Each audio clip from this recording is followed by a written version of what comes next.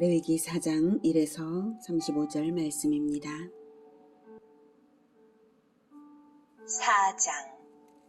여호와께서 모세에게 말씀하여 이르시되 이스라엘 자손에게 말하여 이르라. 누구든지 여호와의 계명 중 하나라도 그릇 범하였으되 만일 기름 부음을 받은 제사장이 범죄하여 백성의 허물이 되었으면 그가 범한 죄로 말미암아 흠없는 숫송아지로 속죄 제물을 삼아 여호와께 드릴지니. 사랑하는 형제 여러분, 7월 30일 토요일 저녁 목상에 오신 것을 환영합니다. 지금은 성막이 없고 짐승제사도 드리지 않지만 구약시대 사람들은 수없이 제사 드리는 행위로서 천국 시민의 자질을 갖추는 훈련을 일생 동안 했습니다. 그것이 레위기 4장과 5장에서 나오는 속죄제와 속건제를 통한 훈련입니다. 4장은 속죄제인데요. 1절부터 12절까지는 제사장의 속죄제이고요.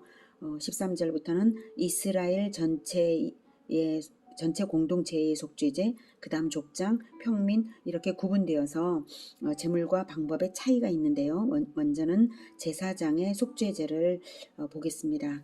4절부터 계속해서 읽죠. 그 숫송아지를 회막문 여호와 앞으로 끌어다가 그 숫송아지의 머리에 안수하고 그것을 여호와 앞에서 잡을 것이요. 기름 부음을 받은 제사장은 그 숫송아지의 피를 가지고 회막에 들어가서 그 제사장이 손가락에 그 피를 찍어 여호와 앞 곧 성소의 휘장 앞에 7번 뿌릴 것이며 제사장은 또 그 피를 여호와 앞 곧 회막 안 향단 뿔들에 바르고 그 송아지의 피 전부를 회막문 앞 번제단 밑에 쏟을 것이며 또 그 속죄 제물이 된 숫송아지의 모든 기름을 떼어낼지니 곧 내장에 덮인 기름과 내장에 붙은 모든 기름과 두 콩팥과 그 위의 기름 곧 허리 쪽에 있는 것과 간에 덮인 거풀을 콩팥과 함께 떼어내되 화목제 제물의 소액에서 떼어냄 같이 할 것이요. 제사장은 그것을 번제단 위에서 불사를 것이며 그 숫송아지의 가죽과 그 모든 고기와 그것의 머리와 정강이와 내장과 똥 곧 그 송아지의 전체를 진영 바깥 재버리는 곳인 정결한 곳으로 가져다가 불로 나무 위에서 사르되 곧 재버리는 곳에서 불사를 지니라. 네.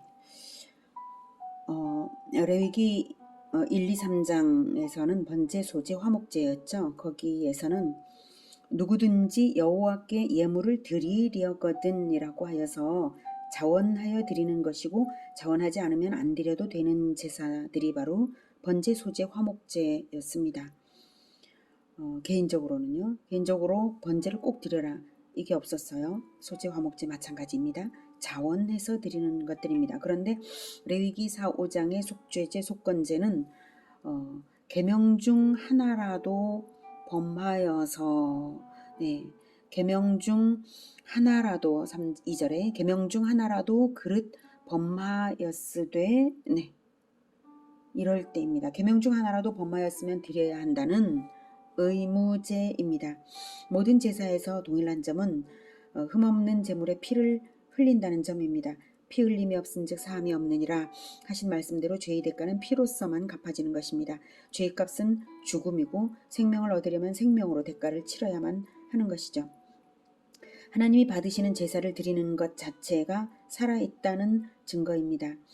그런데 반드시 흠없는 짐승의 피를 흘리게 하시는 이유는 죄인을 살리기 위한 대가가 죄 없는 사람의 생명으로 대가를 치러야 하는 것이지 죄인이 다른 죄인을 대신할 수가 없죠. 자격 없습니다. 죄인은.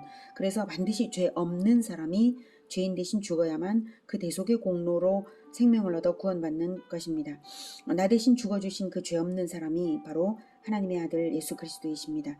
대신 죽어줄 죄 없는 사람이 세상에 아무도 없어서 하나님의 아들이 유일하게 자격자여서 사람으로 태어나시고 십자가에서 죽으신 것입니다.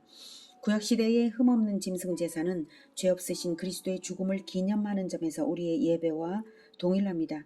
모든 제사에는 속죄의 의미가 들어있습니다. 그런데 왜 속죄제가 따로 있고 또 의무제인가 하면 죄는 각자의 자유의지로 각자가 짓는 것이고 각자가 자기 죄를 깨달아서 죄 씻기를 소망하며 하나님께 나아가야 하기 때문입니다. 의무제가 아니면 사람들은 여전히 속죄의 필요성을 모르고 죄를 달고 살 것이 분명하기 때문이죠.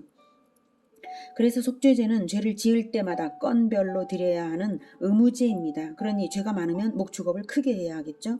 이스라엘의 속죄제 시스템은 경제에 직결되니까 최선을 다해 이스라엘은 죄를 멀리했을 것입니다. 기름 부음을 받은 제사장은 대제사장으로 보고요. 대제사장의 속죄의 제물은 수송아지입니다. 번제 화목자의 경우에는 제물을 선택할 수 있었는데요. 속죄제는 선택할 수 없고요. 하나님이 지정해 주신 제물로 드려야 합니다. 그런데 제물의 종류가 사람에 따라 달랐어요. 14절을 이제 보면 13절 만일 이스라엘 온 회중이 여호와의 계명 중 하나라도 부지 중에 범하여 허물이 있으나 스스로 깨닫지 못하다가 그 범한 죄를 깨달으면 회중은 수송아지를 속죄제로 드릴지니 그것을 회막 앞으로 끌어다가 네. 이렇게 이스라엘 온 회중도 동일하게 수송아지죠. 자, 그런데 22절에 보면 만일 족장이 그의 하나님 여호와의 계명 중 하나라도 부지 중에 범하여 허물이 있었는데 그가 범한 죄를 누가 그에게 깨우쳐 주면 그는 흠없는 순염소를 순염소입니다. 제물이 달라집니다.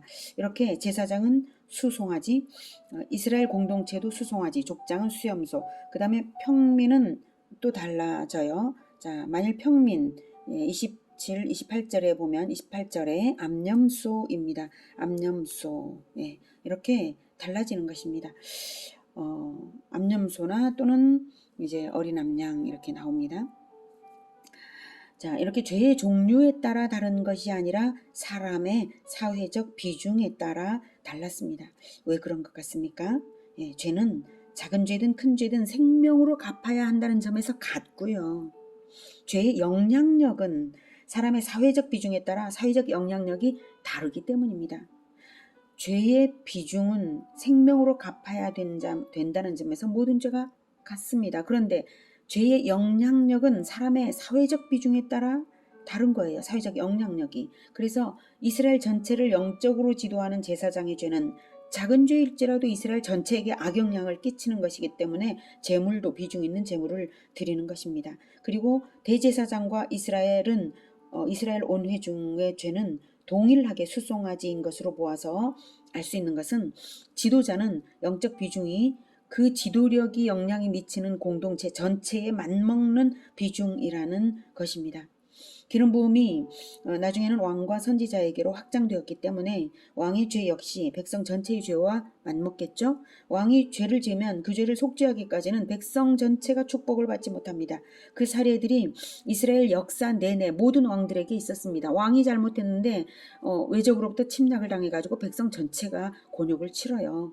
네, 그런 식으로 계속해서 역사 내내 있었는데 대표적인 사례 하나만 이제 말씀드려 본다면 다윗 시대에 3년 기근이 있었어요. 그래서 다윗이 하나님께 정말 간구하면서 기도를 드렸죠. 도대체 왜 그러십니까? 했더니 하나님께서 말씀을 하시기를 사울이 피를 흘린 죄 때문이다 라고 말씀을 하신 거예요. 그래서 그가 기브온 사람을 죽였기 때문이다. 이렇게 말씀을 하셨어요. 기브온 사람은 이스라엘 족속은 원래 아니었죠. 그런데 이스라엘 족속들이 과거에 여호수아 때에 그들을 이제 살려주었거든요. 여호수아 때에 기브온 족속이 이스라엘을 속여가지고 자기들은 가나안에 있는 족속이 아니고 먼 데서 왔다 이렇게 속여가지고 언약을 맺었더니 나중에 보니까 가나안 족속이었던 것이죠. 그러나 어쨌든 기브온 족속은 하나님께로 귀에 들어왔어요. 속이는 방법이 좋지는 않았지만요. 그래서 언약을 맺었고 그래서 기브온 족속은 살려뒀었습니다. 그랬기 때문에 사울은 그 기브온족이 미웠던 것이죠. 수백 년 지난 후지만 거의 400년 는 충분히 지난 시점인데 사울이 그 기브온 사람들을 학살한 거예요.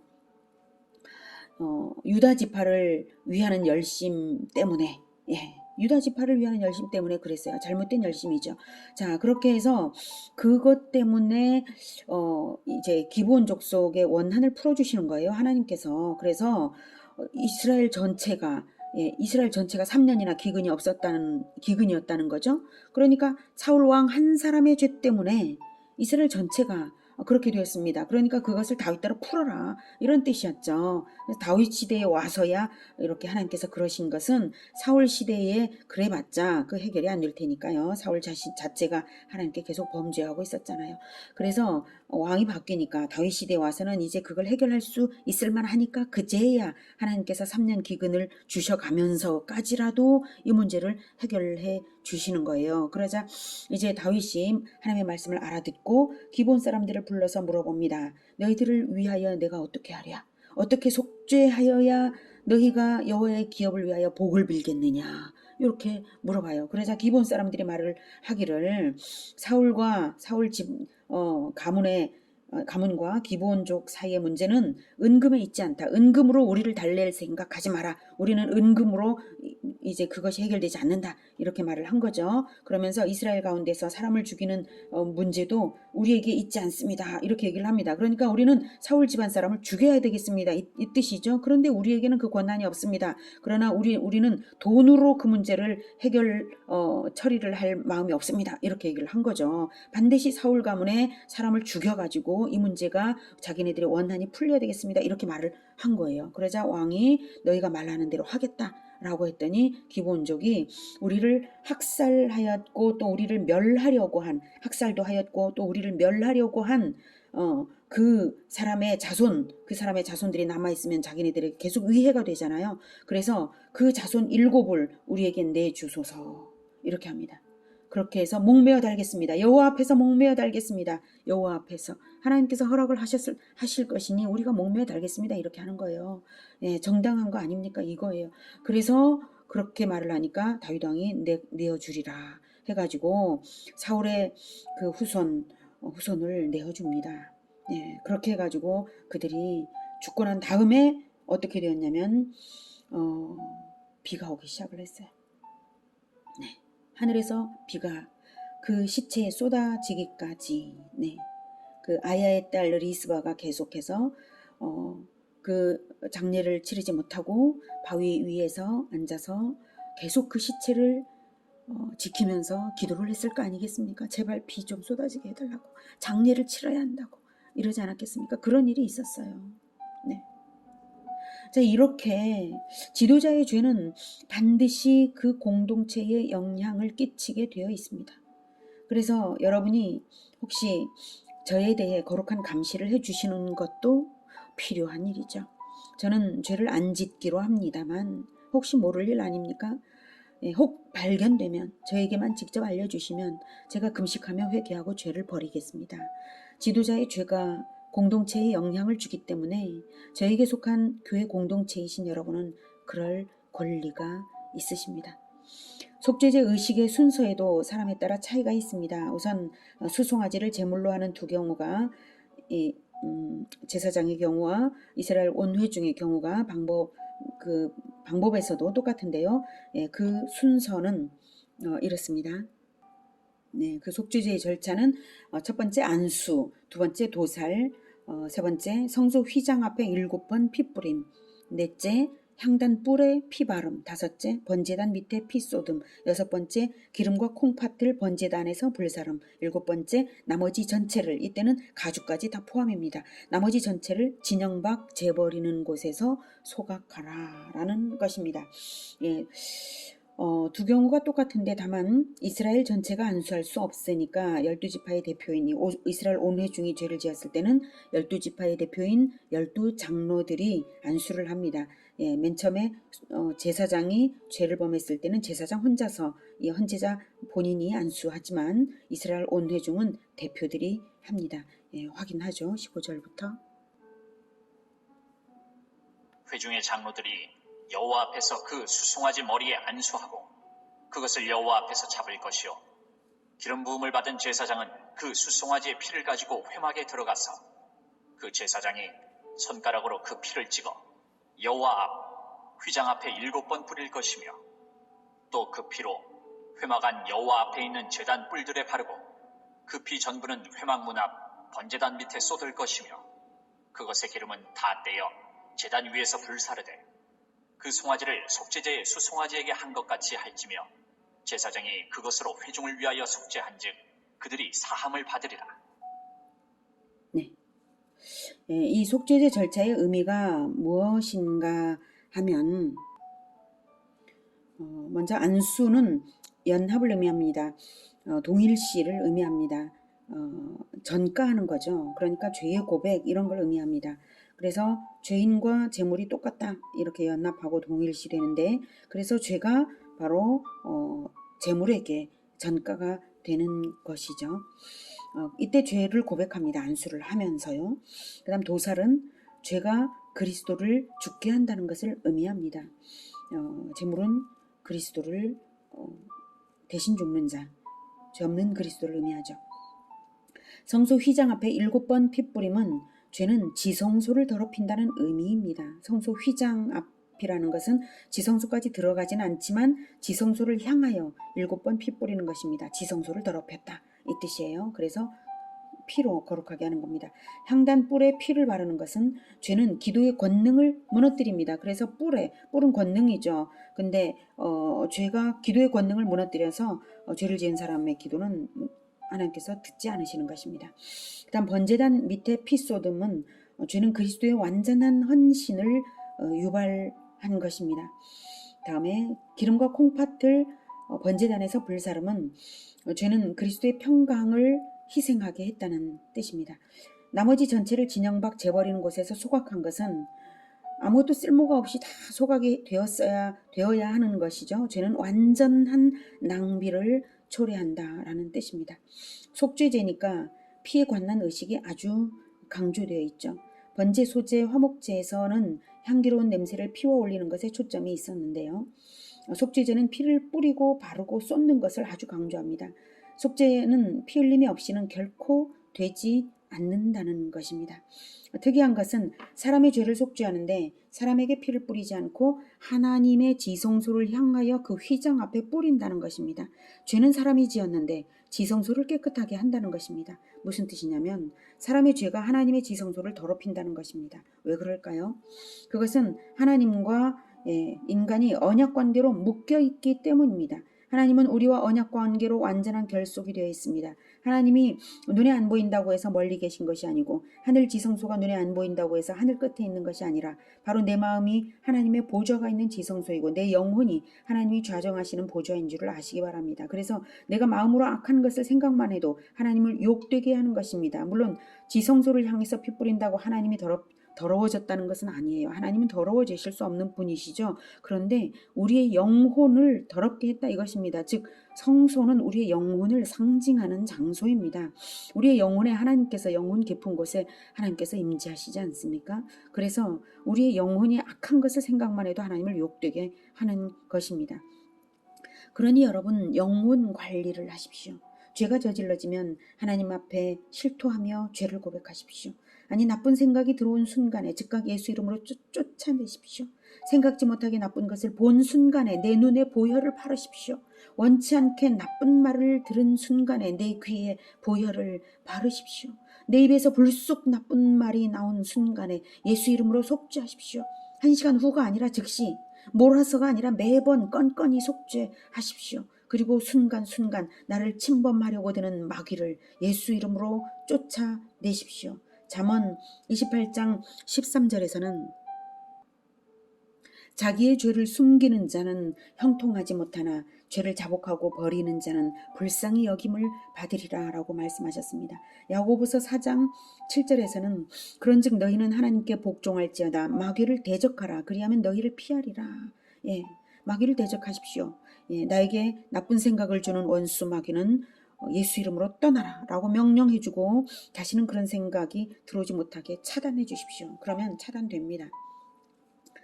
자, 여러분이 지도자가 아니라서 혹시 약간의 죄는 괜찮을 거야 이렇게 생각을 하시지 마시길 바랍니다.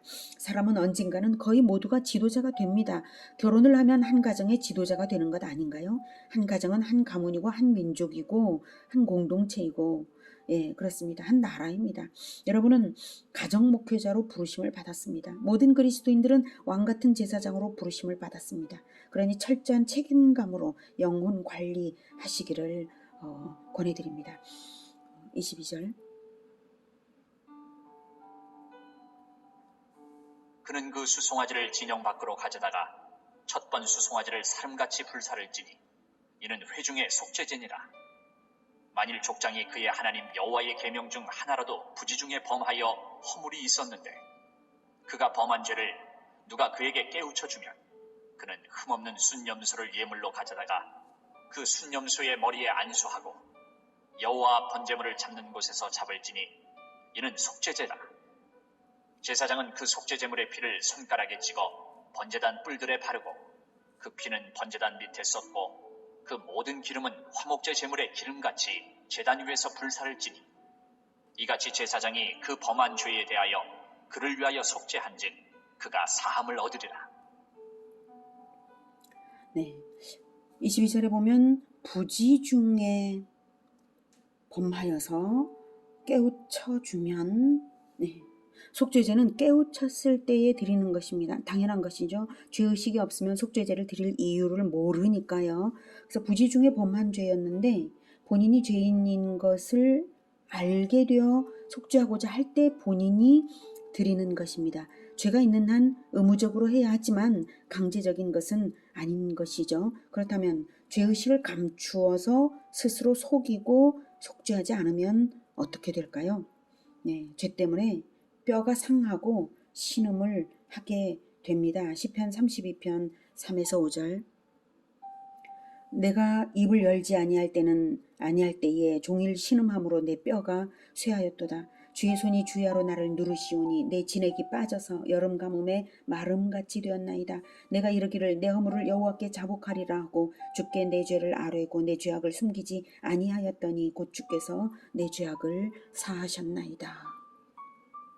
이렇게 하나님께 실토하기만 하면 곧 죄를 사하시고 자유를 누리게 하십니다. 실토하지 않을 이유가 없지 않습니까? 네. 속죄를 하지 않으면 축복이 그만큼 없습니다. 사울 왕의 죄 때문에 3년 흉년 들었던 것으로도 알 수 있었고요. 개인적인 죄도 개인적인 축복을 잃습니다. 복음서에서 예수님이 38년 된 병자를 고쳐주시고 난 다음에 그에게 하신 말씀이 보라 네가 나았으니 더 심한 것이 생기지 않게 다시는 죄를 범하지 말라 라고 하셨습니다. 38년 동안 질병에 묶여있는 것이 죄에 묶여 축복을 잃고 있었던 것이라는 점을 알 수 있게 하시는 말씀이죠. 모든 질병에 대해 1:1 대응식으로 우리가 판단할 수는 없지만 그래서도 안 되고요. 일반적으로는 속죄하지 않으면 그만큼 축복을 잃고 저주에 가깝습니다. 1:1 대응식으로 하나님이 벌 주시지는 않지만 회개하기를 기다리시는 거예요. 모든 것을 알고 계신 하나님은 계속 주시하시면서 간절히 기다리십니다. 내 죄 때문에 지성소가 더럽혀졌는데 하나님이 어찌 간절하시지 않을 수가 있겠습니까? 집안 청소도 매일 해야 하고 몸도 매일 씻어야 하지 않습니까? 아침에 씻고 나서 아무것도 더럽히지 않았어도 저녁에는 어느새 더럽혀져 있는 것을 우리는 압니다. 청소를 하루 이틀 안 해도 먼지가 쌓이고 설거지를 일주일 안 하면 냄새가 나고 날벌레가 날아다니고 한 달 안 치우면 구더기가 기어다니고 병이 날 것입니다. 1년을 안 하면 쓰레기가 산더미를 이루고 멀쩡하던 집은 폐가가 되고 자기 스스로 무기력하게 되고 말 것입니다. 마찬가지입니다. 날마다 우리 자신을 돌아보고 죄를 고백하며 우리의 영혼 지성소에 보혈을 뿌려야 할 것입니다. 그렇지 않으면 점점 영적으로 무기력해져서 어떻게 치워야 될지 모르는 그런 지경이 되어버리게 되는 것이죠. 그러니 날마다 영혼 관리하기를 권해드립니다. 27절. 만일 평민의 한 사람이 여호와의 계명 중 하나라도 부지 중에 범하여 허물이 있었는데 그가 범한 죄를 누가 그에게 깨우쳐 주면 그는 흠없는 암염소를 끌고 와서 그 범한 죄로 말미암아 그것을 예물로 삼아 그 속죄 제물의 머리에 안수하고 그 제물을 번제물을 잡는 곳에서 잡을 것이요 제사장은 손가락으로 그 피를 찍어 번제단 뿔들에 바르고 그 피 전부를 제단 밑에 쏟고 그 모든 기름을 화목제물의 기름을 떼어낸 것 같이 떼어내 제단 위에서 불살라 여호와께 향기롭게 할지니 제사장이 그를 위하여 속죄한즉 그가 사함을 받으리라. 그가 만일 어린 양을 속죄 제물로 가져오려거든 흠없는 암컷을 끌어다가 그 속죄제 제물의 머리에 안수하고 번제물을 잡는 곳에서 속죄 제물로 잡을 것이요 제사장은 그 속죄 제물의 피를 손가락으로 찍어 번제단 뿔들에 바르고 그 피는 전부 제단 밑에 쏟고 그 모든 기름을 화목제 어린 양의 기름을 떼낸 것 같이 떼내어 제단 위 여호와의 화제물 위에서 불사를지니 이같이 제사장이 그가 범한 죄에 대하여 그를 위하여 속죄한즉 그가 사함을 받으리라. 네, 속죄의 의식은 족장이나 평민의 경우는 피를 성소까지 가지고 들어가지는 않고요. 번제단의 뿔에 바릅니다. 대제사장의 경우보다는 죄의 비중 역시 가벼워서 깊은 곳까지 안 간 것이죠. 하지만 속죄가 없으면 축복이 없다는 점은 번제단 뿔에 바르는 것에서 알 수 있습니다. 뿔은 권능을 상징합니다. 성소의 향단에도 뿔이 있고 번제단에도 뿔이 있는데요. 둘 다 거룩한 기도의 권능을 상징한다고 보시면 됩니다. 속죄함으로써 기도 응답이 되고 성도의 권세를 사용하여서 마귀를 대적할 수 있습니다. 자, 그런데요. 속죄의 대상이 되는 죄는 부지 중에 범한 죄입니다. 그러니까 고의적인 범죄는 속죄가 되지 않고 반드시 죽는다는 것을 알 수가 있죠. 이를 어떡하죠? 이건 정말이지 큰일입니다. 정말로 이스라엘은 그래서 하나님이 금지하시는 고범죄로서 반드시 죽이라고 심판을 명하신 죄인들은 속죄제를 드리지 않고 정말 죽었습니다. 네. 그렇다면 우리는 알고도 지은 죄들이 없습니까? 성경에 명시된 끔찍한 정도는 아닐지라도 분명히 알면서도 슬쩍 하나님이 이 정도는 봐주실걸 하면서 하나님을 간보면서 하나님을 시험한 죄, 고의적으로 저지른 죄가 정말 없습니까? 있다면 이제 우리는 영원히 죽어야 하나요? 여러분, 정말로 예수님의 말씀은 기쁜 소식입니다. 간음하다 현장에서 잡힌 여인은 돌에 맞아 죽을 죄, 명백한 고범죄였죠. 그런데 예수님께서 나도 너를 정죄하지 아니하노니 다시는 죄를 범하지 말라고 하셨다는 사실입니다. 할렐루야. 예수님 옆에 십자가에 못 박혀 있던 한 강도입니다. 고범죄 분명하죠. 예수여, 당신의 나라에 임하실 때에 나를 기억하소서. 이 한마디로 예수님이 왕이신 것과 구원자이신 것을 믿고 말을 그렇게 했을 때에 누가복음 23장 43절에서는 내가 진실로 내게 이르노니 오늘 내가 나와 함께 낙원에 있으리라. 이렇게 답하셨습니다. 할렐루야. 그렇다면 고범죄인데 왜 예수님이 왜 그렇게 하셨을까요? 그렇게 해도 될까요? 하나님과 구약의 내용과 일관성이 없지 않습니까? 율법과 누가복음 23장 34절에 이에 예수께서 이르시되 아버지 저들을 사하여 주옵소서 자기들이 하는 것을 알지 못함이니이다 라고 십자가에서 기도하셨습니다. 예수님은 하나님께 모든 사람의 속죄를 위하여 기도하면서 자기들이 하는 것을 알지 못함이니이다. 그러니 저들을 사하여 주옵소서라고 기도하셨습니다. 자기들이 하는 죄의 실상을 완전히 알지도 못하고 마귀에게 유혹당하여서 속임당하여서 속아서 저지르고 있는 일들이니 마귀가 원흉이니 아버지 하나님이여 저들을 사하여 주소서. 제가 이제 마귀의 머리를 이 십자가의 죽음으로 원흉인 마귀의 머리를 밟아 박살내겠사오니 나를 받으시고 저들은 사하여 주옵소서 한 것입니다. 여러분, 그래서 마귀는 결코 구원이 없고 영원한 불못에 들어갈 운명입니다. 언제나 의도적으로 하나님을 대항해서 죄를 짓게 만드는 존재였으니까요. 근데 모든 인간은 그리스도의 보혈을 믿고 마귀를 대적하며 정체성 전환을 분명히 하는 한 자범죄도 속아서 저지른 죄로 간주되는 것입니다. 모르고 저지른 거예요. 간음도 강도도 모르고 저지른 것입니다. 마귀를 대적하면서 정체성 전환을 분명히 하는 한 이제 깨달아서 마귀에게서 그리스도께로 돌아섰으니 다 속죄되는 것입니다. 할렐루야. 요한일서 1장 7절에서는 그의 빛 가운데 계신 것 같이 우리도 빛 가운데 행하면 우리가 서로 사귐이 있고 그 아들 예수의 피가 우리를 모든 죄에서 깨끗하게 하실 것이요 라고 말씀하셨습니다. 빛 가운데 이제 행하면 됩니다. 빛 가운데 행하는 한 예수의 피가 우리를 모든 죄에서 부지 중의 죄만 아니라 모든 죄에서 깨끗하게 하실 것이요. 우리가 모든 죄에서 속죄받지만 죄의 습관이 남아있으므로 빛 가운데 행하는 이 훈련은 계속 유지해야 합니다. 하나님 말씀으로 사귀는 교제 생활이 중요합니다. 요한일서 1장 9절에서는 만일 우리가 우리 죄를 자백하면 그는 미쁘시고 의로우사 우리 죄를 사하시며 우리를 모든 불의에서 깨끗하게 하실 것이요 라고 말씀하셨습니다. 네, 자백해야 합니다. 이스라엘 사람들은 죄를 지을 때마다 매번 짐승을 제물로 바쳐야 했지만 우리는 그럴 것도 없습니다. 죄가 있는 그날에 그 시간에 자백하면 됩니다. 이것이 빛 가운데 행하는 것입니다. 깨우치지 않으면 회개가 불가능하고 깨우치면 죄를 자백하고 그리고 죄를 반드시 버리는 실천이 진정한 회개입니다. 그래서 말씀을 배울 때마다 회개가 일어나는 것이 정상입니다. 그리고 다시는 죄를 범하지 마십시오.